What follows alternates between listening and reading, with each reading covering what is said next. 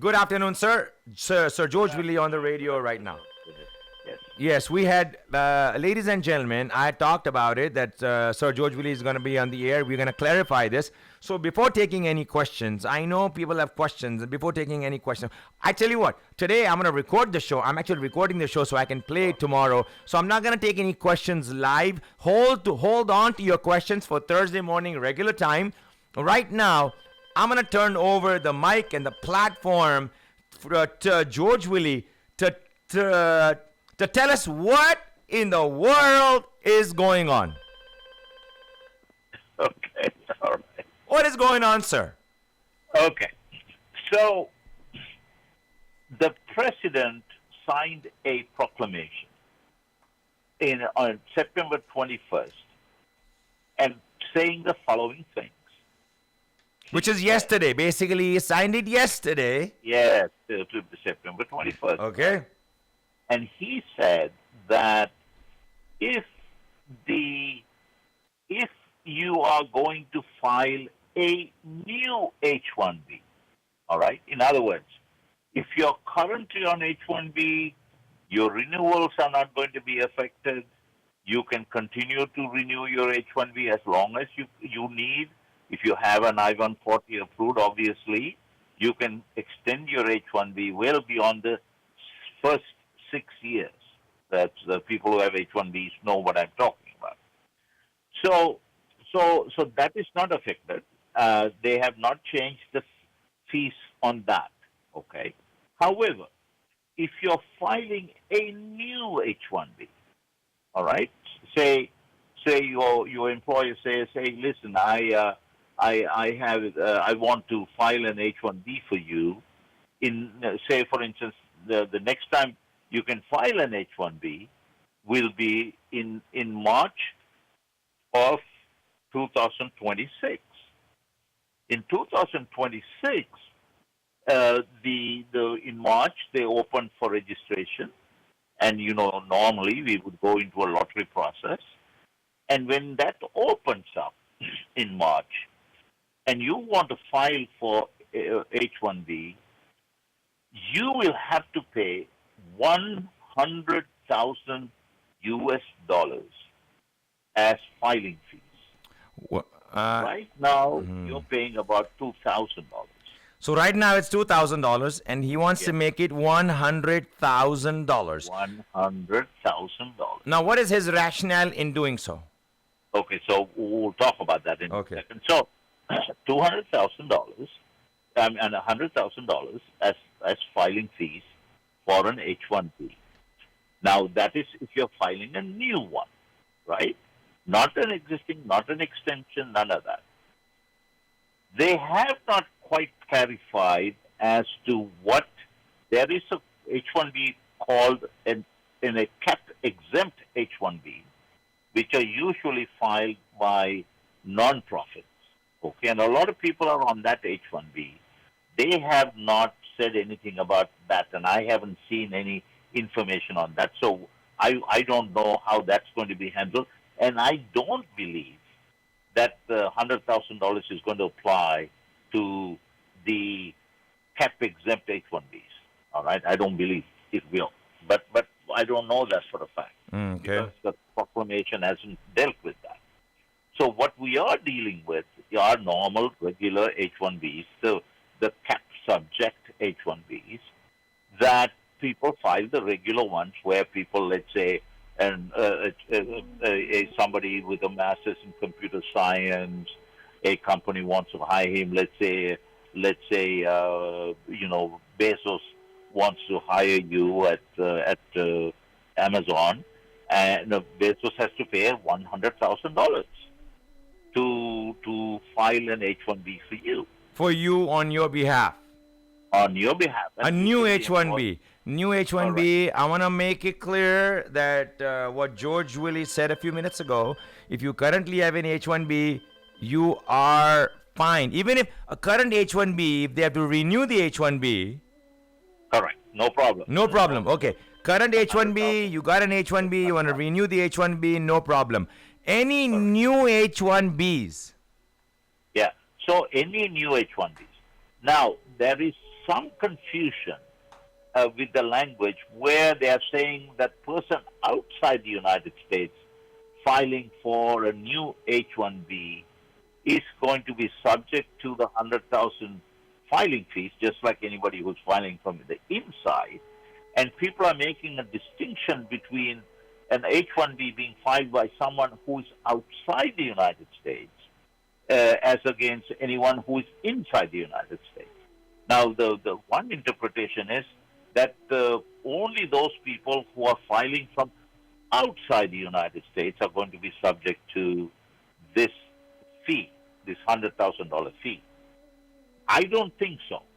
I think anyone, whether you're inside, outside, any new H1B, they're going to be subject to $100,000. And I'll tell you the reason I believe that in a minute. But first, so I think whether you're inside the United States, you're outside the United States, you're filing for a new H1B, you are going to be subject to the $100,000 filing fee. Now, obviously, not a lot of employers are going to be willing to pay $100,000. Yeah, the employers are not going to be paying $100,000 to hire you. Exactly. So now let's talk about why the president wants to do this. What he is saying is that the H1B is not necessarily bringing skills, which he admits they are bringing skills. However, he's saying the skills are being brought at lower wages. For instance, they're bringing a master's in computer science for $60,000. Yeah. And therefore, it's cheaper for them to have these people come and work for the company, and that means it is eliminating the need to pay a higher fee for somebody from here, and you cannot, you have to pay a higher rate to somebody here local who is a green card holder, Correct. And instead you are circumventing it by getting somebody cheaper, and that guy is willing to work for $50,000. Correct. And so he says that's been an abuse of the H1B system. Yeah. Okay. So that is why he's saying the $100,000 will be a deterrent. It will stop the local employers, the American employers, right, from hiring H1Bs because it's going to cost them $100,000. So what are they going to do? They're going to look around here to see whether they can find an American worker who is going to be able to fill the position. And he is thinking that there are enough people here who are able to do this work. But they're going to ask for more salary. They're going to ask $100,000. They're going to have $150,000. Whatever they ask for. Okay, so that is the first driver of this policy, this proclamation the president issued. Now, the second thing he is saying is that the H1B there's been a lot of abuse in the H1B. That most of the H1Bs are being filed by these body shops, as you call them. They are the ones that bring people and match them to a company in the U.S. So these are not people that apply directly to a company here in the U.S. There is a middleman, right? And these people find people in India, let's say, it's not necessarily all India, but 70% of the H1Bs are for Indians. Yeah. So they find these people and they say, okay, you have these skills, okay. Then they come here and they talk to an employer and say, okay, here is a resume I have, and you seem to have a need for this. Do you want this guy? Then he says, yes, I do want this guy. Okay, so what he does, he then files an H1B, and he gets this person here. Now the company for whom he's bringing this person is going to pay this middleman a fee for that. Okay? Now, usually it's not even a fee. works, and here is why the president says there is abuse. I see. There's abuse. Hold on one second, sir. Just hold on one second. Hold on one second. Hi, I'm not taking any calls on this show because I've requested George Willy to give everybody an update today. So I know you have questions. Well, hold on to your questions for Thursday. Hi, could you hold please? We're gonna hold off all questions until Thursday. This is an important topic, and I'm gonna just talk about this topic. And Sir George Willy, who is my immigration authority, and he is the one that I go to. He's gonna clarify, and he is clarifying this right now. So just please listen to what because it's an important. Yes, I know. Well, he answered your question earlier. Stay tuned, guys, stay tuned. I just want Sir Willy to talk. Hi, Nikita, how are you doing, Nikita? So good to hear from you. All right, sir. A lot of people are confused, and some people are obviously anxiety is high right now. Yes. Okay. So yeah. So what we have done is he's saying, okay, so one of the things that these what we call body shops, these people who are kind of intermediaries do, is they hire these people as their employees, okay? And they say, okay, we're going to hire this person as our employee, and then they place these people in companies, usually large companies, and then they take a percentage of that, what they pay them. In other words, they pay the employee who he placed in a company, let's say X dollars, and then the balance, the Y dollars, he keeps. Okay? So the president says that's an abuse. And then that is one of the things he wants to stop. Okay? So there are a lot of reasons why he's doing this, but mainly he wants to shut down the H1B pipeline.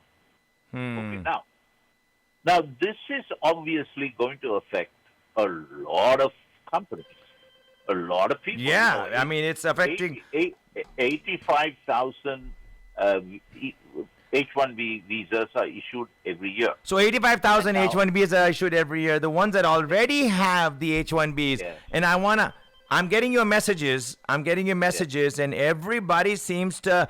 Do I have to pay? If you, George Willy clarified.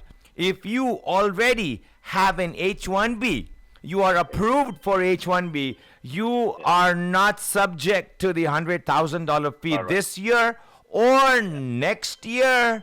Correct. Or year after that. Done. As long as you're eligible to extend your H1B. As long as you're eligible to extend. But what if they move? What if they move companies and they have to file a new H1B? No issues. Okay, no issues. So what George Willy is talking about is, what Trump has done is 85,000 new H1Bs in all over the U.S. every year. Those 85,000 new H1Bs will be subject to the 100,000 P. Yes. Now remember, this started in about, I think, 98. Okay, so you can imagine 85,000 times, whatever the number of years it's been, 25, 27 years, that many H1Bs are here. And then, the spouses are on H4, the children are H4, and so the H4 people got work authorization. So many of these people were here working and making a decent living. Okay? Now, the president says, well, you guys had a good run, and I'm going to shut the door. But to make clear, anybody who has already an H1B approved, okay, and you were in the United States and you got approved prior to September 21st, 2025, you guys are all fine. Your life is going to be the same as it. Yeah, your life's going to be okay. And nothing, at least for now. I mean, things could, this is fluid. Yes. Things could change.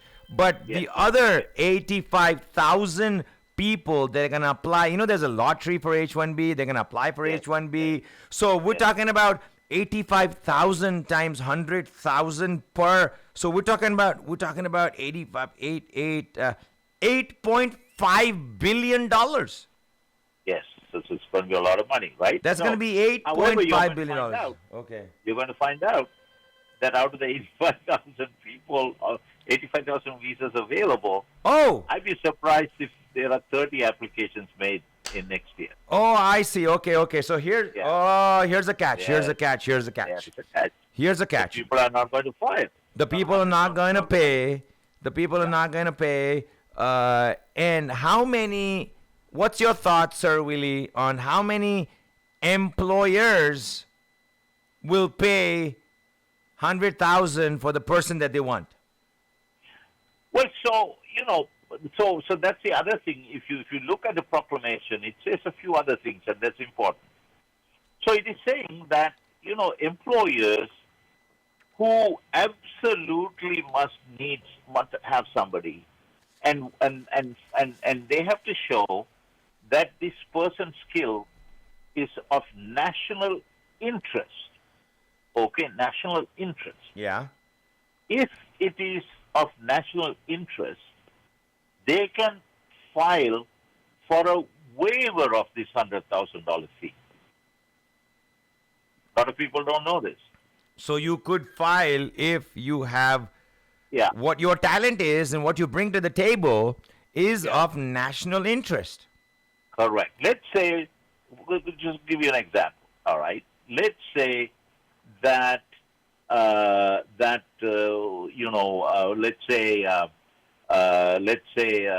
Microsoft. Okay, Microsoft wants to bring Srinivasan, the guy who's now one of the top AI experts, whose company is now valued at about, I think, $60 billion or something like that. Okay, he may already have U.S. status. I don't know. So Srinivasan, let's say Microsoft wants to bring Srinivasan on H1B. Okay, now they can ask for a waiver of the fee, and people of that caliber, they'll waive it. Okay, now you have shown national interest. Okay, that's the main thing. So I want people to bear that in mind. If your employer, if you're thinking of filing, let's say you just finished your PhD, and you want to file, so your employer wants to file an H1B for you because you made some breakthroughs in some major areas of study, all right? And the employer says, listen, this guy is very important. I need to hire him. But wait a minute, you have to pay $100,000. He says, well, I'm going to ask for a waiver. Oh, I see. Okay. So there is a little bit of opening there. So now this because there is no precedent set for this waiver. No. George Willy and his office and his attorneys in his office could draft a waiver, at least an attempt to why Sunil Thakkar is right. Why the work that he is doing, the fusion the community of this or chemistry or whatever you've got, whatever that he's doing, why his work is of national importance. Correct. We at least have the option of filing a application. Waiver. Yes, absolutely. So that exception is kind of hidden in that proclamation. So that is available. All right. So I'm sure some of the larger companies are going to start using that. Yeah, they'll start using it. Okay. Yeah. But now then you have the bigger question I have is, just because he signed it, I thought stuff like this has to go through Congress. So good question. So now there are going to be challenges to this proclamation. Now, can a president, by use of purely executive power, right, alter the fees of a visa category, which has been legislated, which there is law that says you pay so much, this is the amount of fees that you have, and all that. Can the president unilaterally, on his own, using executive power, alter this so drastically, so dramatically, right? Well, from $2,000, which is currently approved by Congress and the Senate, $2,000 and now you're going to change it. Use your executive power to say, I'm going to have $100,000 fee instated. Is this something that can go? Is this something that does the Congress have right to say, Mr. President, let us review it, and I don't know if you can just sign it and make it law? Well, so here is the way the argument goes. The creation of the H1B, setting the requirements for it, creating a visa in part of the immigration law, the INA, it's called the Immigration Nationality Act. That is what governs our immigration processes, so Congress passed it. The original one was passed in 1965, and ever since then they have been adding to it, taking away all that Congress does. Now the question is, the setting the fee is not necessarily a congressional act. Oh? It is done by the USCIS. USCIS comes under DHS. DHS comes under who? VHS comes under Immigration Department. It's the president. Oh, okay. Secretary of DHS is a cabinet member. Cabinet member reporting directly to the president. That's right. So what you're saying is that if we had to change the quota, how many H1Bs from 85,000 to, let's say, 50,000 or 100,000, that would have to go to the Senate. I mean, that will have to go to Congress. Congress. Yes. But the fee. But not the fee. Not the fee. Okay. Yeah. So that's what they're going to argue in court. When this matter goes to court, already they're preparing lawsuits. I understand that at least there are 6 lawsuits already in the making. So then what happens if the court says, hey, that's an executive power. He has the power to do it. You can't challenge that. Okay, and then if that happens, then this will become at the moment it's effective, but let's see what the challenges are, right? Okay, now, so now people, any new H1B file, as I said, this is my interpretation. Anything filed inside the United States, outside the United States, doesn't matter. Any new H1B is going to carry $100,000 filing fees. Okay. Then I told you that there is an exception. You can make an exception as long as you can. Yeah, you can file for an exception. Interest. Exactly, national interest. Then you will be able to bring that person without having to pay the $100,000. That means you have to go through. You have to jump through some hoops here, right? You have to show that the person, and they haven't still told us what that means, what that national interest means. Now we do have legislation that sets up what is called a national interest waiver, but that's for green card. For H1Bs, we don't know what that would look like. I'm sure they will model it after the NIW that we already have on the books. All right, so we'll see how that plays out. Okay, now the president at this point has set this up, and as we know, he wants to shut down H1B at least in a large scale. I mean, there will still be an H1B, right, but it's going to be a much smaller version of what we have right now. Right now, I also said obviously, there's a waiver that you can file and maybe get some exemption from the 100,000 amount that you have to pay. Now, again, there are some, we still don't know for sure, and we are going to have to wait for clarification, whether, they did clarify that whether extensions, even if you went back to India, for instance, and then you went to get a stamp on your passport, and you were returning to the United States, there were a lot of panic by people. They got off the plane in the Middle East and took a flight back to beat the deadline. Yeah. To avoid the 100,000.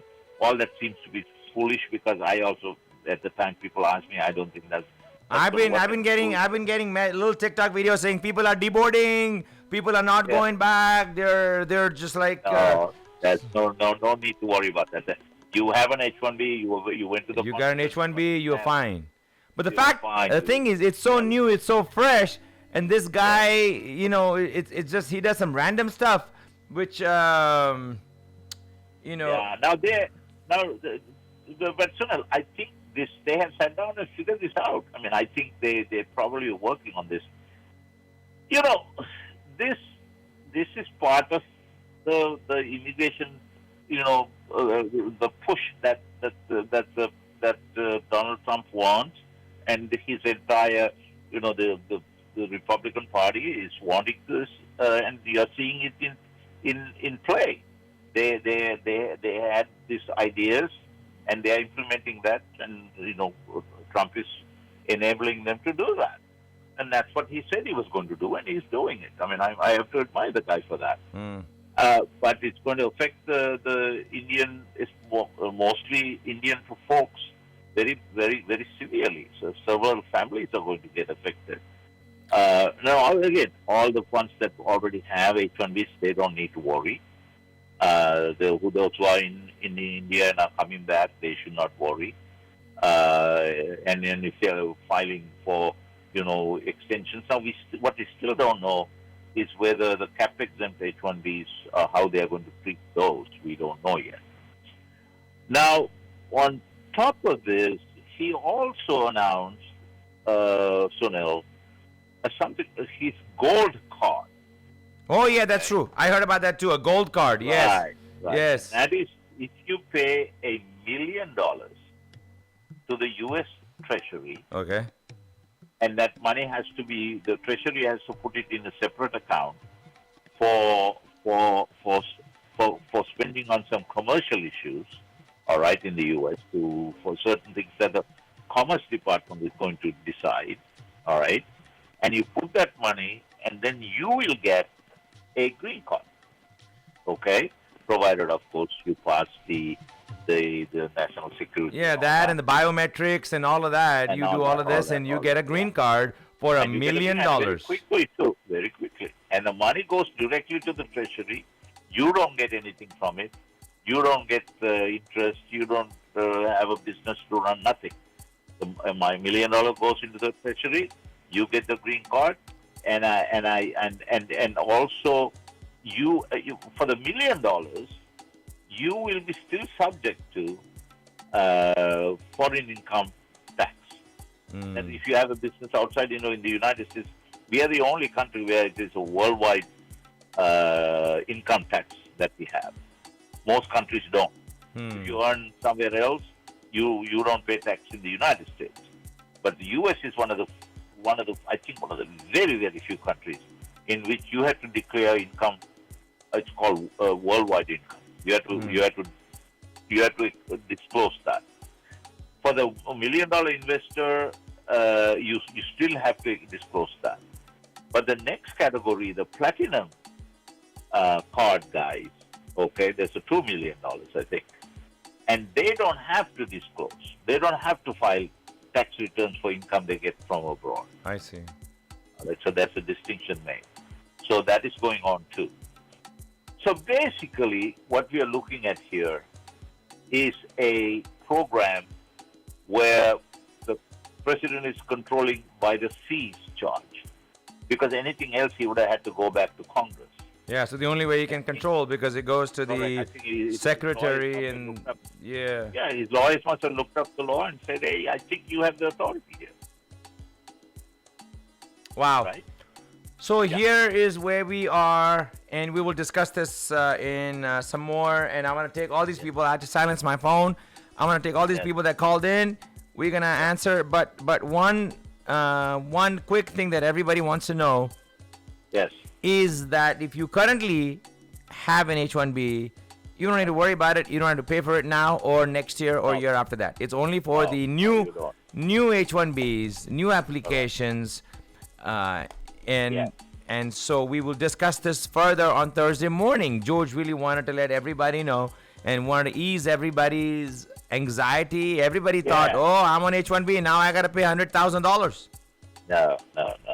Okay. No, so you can keep your property in Sri Lanka, in India. You don't have to sell it yet. You don't sell it.